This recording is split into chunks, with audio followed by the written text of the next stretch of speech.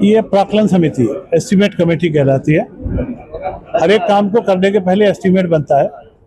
उस एस्टीमेट के हिसाब से काम हुआ या नहीं हुआ, समय पर काम हुआ या नहीं हुआ, उसकी क्वालिटी सही चल रही है कि नहीं चल रही है, किस तरीके की समस्याएं उसमें आ रही हैं, या योजना को क्रियान्वित करने में हमको किसी प्रकार के नीति में परिवर्तन करने की आवश्यकता है।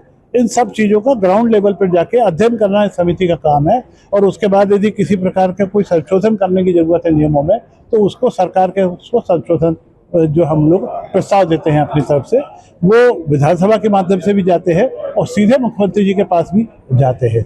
तो आज यहाँ पर बैठ के हम लोगों ने जो स्मार्ट सिटी है, नगरीय निकाय, न सिर्फ जबलपुर इंदौर नगर निगम पर आसपास के पूरे संभाग की जितने नगरीय निकाय हैं, उसमें जो अमृत योजनाएं या जल नल की योजनाएं चल रही हैं उन पर बात हुई है। पब्लिक हेल्थ की दृष्टिकोण से अपन ने बातचीत करी है। तो गांव-गांव के अंदर जो नल जल योजनाएं चल रही हैं या समूह नल जल योजनाएं जो चल रही हैं, उसमें किसी प्रकार की कोई तकनीकी दिक्कत है या कब तक पूरी होने वाली है, कैसे होने वाली है, उस पर विचार किया गया है। मेट्रो योजना इंदौर की है, तो मेट्रो की योजना बड़ी एक महत्वाकांक्षी योजना है और वो महत्वाकांक्षी योजना में लोगों के अपने अपने सुझाव उस पर आ रहे हैं, उसमें क्या संशोधन करने की जरूरत है, इन सब चीज़ों पर आज चर्चा हुई। मेट्रो पर क्या हुआ, क्या सुझाव आया? नहीं, मेट्रो पे सुझाव इस बात का आया कि जो अंडरग्राउंड है उसका स्टार्टिंग पॉइंट और एंड पॉइंट कुछ इस तरीके से कर लिया जाए कि जहां पर्याप्त चौड़ी स्थान उपलब्ध है या जहां कमर्शियल एक्टिविटी कम है, वहां से वो नीचे चली जाए और वो वहां से ऊपर आ जाए। कहाँ से स्टार्ट करना है अंडरग्राउंड, इसका भी सुझाव आया है? अब देखिए, सुझाव तो आए हैं, वो हम लोग सुझाव भी सरकार को भेजेंगे। सरकार उसकी प्रैक्टिकलिटी पे अध्ययन करेगी और अध्ययन करने के बाद निर्णय लेगी। तो आज के तारीख में इस चीज़ को हम पब्लिकली कह नहीं सकते। सर, नल जल योजना की स्थिति क्या बताई गई? नल जल योजनाओं की स्थिति बहुत अच्छी है। महत्वाकांक्षी योजना है हमारे प्रधानमंत्री जी की कि एक एक घर घर नल से जल पहुंचाना है। और इस योजना को जब पूरे देश भर में एक साथ क्रियान्वयन शुरू हुआ, तो दिक्कतें ये हुई कि क्रियान्वयन करने वाली एजेंसी लिमिटेड थी, उनकी जो पाइपलाइन बनाने वाले पाइप बनाने वाली फैक्ट्रियाँ लिमिटेड थी। इसके कारण चीज़ों में विलम्ब हुआ है, पर वो विलम्ब होने के बावजूद भी हम सकारात्मक दृष्टिकोण से बढ़ रहे हैं। और ऐसे कई जिले हमको दिखे हैं जहां 90% से ज़्यादा गांवों के अंदर नल जल योजना क्रियान्वित हो चुकी हैं। बाकी जो समूह नल जल योजनाएं हैं, उनका टारगेट तय हुआ है कि 2026 के एंड तक हम हर घर तक नल से जल पहुंचा देंगे। देश का बुरहानपुर देश का पहला जिला बना था, करीब 3 साल पहले टाइम हो गया उसको, जो देश में पहले नल जल योजना शहर में हो गया था।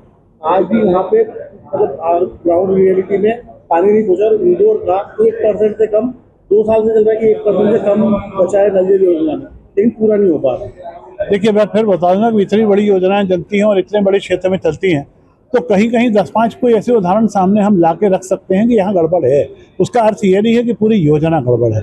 जो गड़बड़ी है उसको सुधारना हमारा दायित्व है और आप उस गड़बड़ी को बताना आपका दायित्व है। हम दोनों अपने अपने दायित्व का निर्वहन कर रहे हैं, परंतु हम सही दिशा में बढ़ रहे हैं, इतना कह सकते हैं।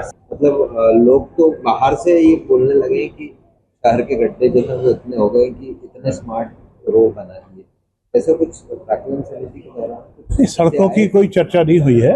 सड़कों का मेंटेन रेगुलर हमारा नगर निगम का काम है, वो काम करता रहता है।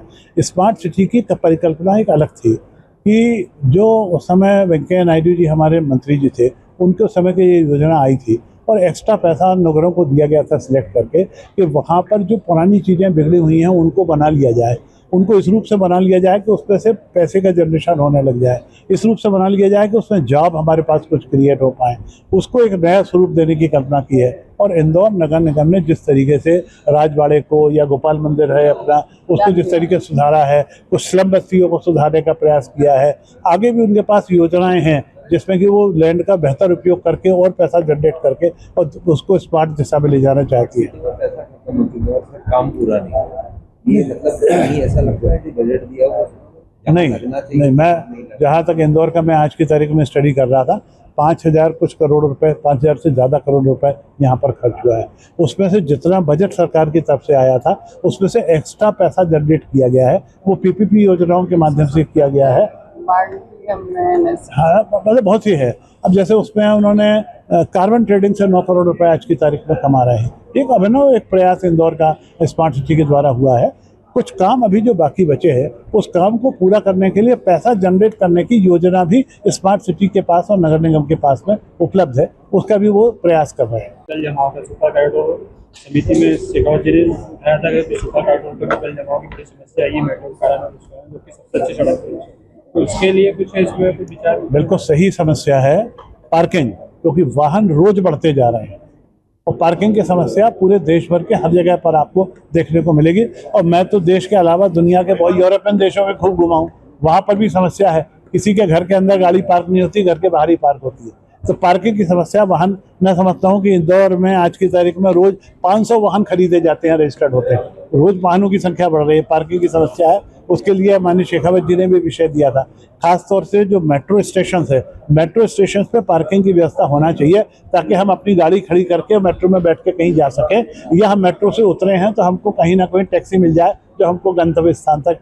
पहुंचा सके। एक चीज जल भराव, हाँ जल भराव की जहाँ तक स्थिति है, जल भराव की समस्याएं हैं। जब हम नया काम शुरू करते हैं, सड़क भी हो, नाली भी हो, तब है, तो कहीं अधूरी है नालियाँ तो जल भराव होगा।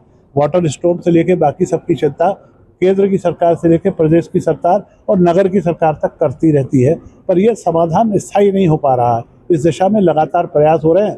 धीरे धीरे यदि हम कोई समाधान की दिशा बढ़ते हैं, ऊपर वाला ज़्यादा बरस पड़ता है, हमारे समाधान छोटे हो जाते हैं। इस साल की बारिश हमको यही सिखा रही है। मेट्रो भूमिगत होने से, ज़्यादा लंबा स्ट्रेच भूमिगत होने से कॉस्ट बढ़ेगी, तो क्या कॉस्ट बढ़ेगी, कोई शक नहीं। समिति इसके लिए रिकमेंड करेगी? देखिए, यदि हमको लगता है कि उसमें सुविधाएं बढ़ रही हैं और असुविधाएं दूर हो रही हैं, लोगों का विरोध दूर हो रहा है, तो कॉस्ट बढ़ाना पड़ेगी तो बढ़ाना पड़ेगी। अगर आप ये वीडियो YouTube पर देख रहे हैं तो हमारे चैनल को सब्सक्राइब कर बेल आइकन दबाएं, और Facebook पर देख रहे हैं तो हमारे पेज को लाइक करें।